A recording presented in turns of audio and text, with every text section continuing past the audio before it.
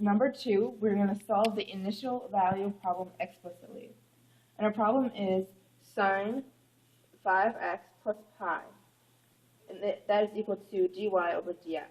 And y is equal to 5 when x is equal to 0. The first step is to pick the u. Now u is going to be 5x plus pi. The derivative of that is 5 dx. And then we're going to bring the 5, we're going to divide the du by 5, it'll be du equals dx. Next, we're going to plug the u back in. We're going to take the 1 over 5 and bring it to the outside, and then have sine of u, or sine equal to u, du. Next, we're going to take the antiderivative of that. We're going to leave the 1 over 5 on the outside, and the sine of u is going to become negative cosine u, and you can find that on your colored sheet.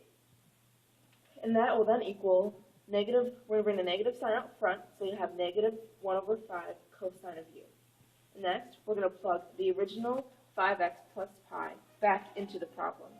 So we're going to have negative 1 over 5 cosine 5x plus pi plus c.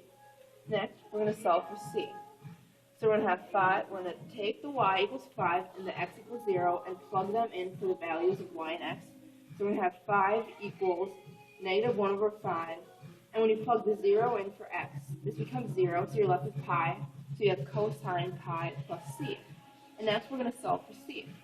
5 equals, and this one, cosine of pi equals negative 1. You're going to times that by the negative 1 over 5, and it's going to become a positive 1 over 5.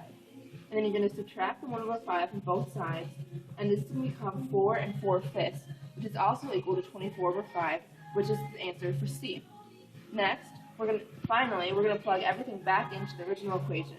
So we're going to have y equals negative 1 over 5 cosine 5x plus pi plus 24 over 5, and that's your answer.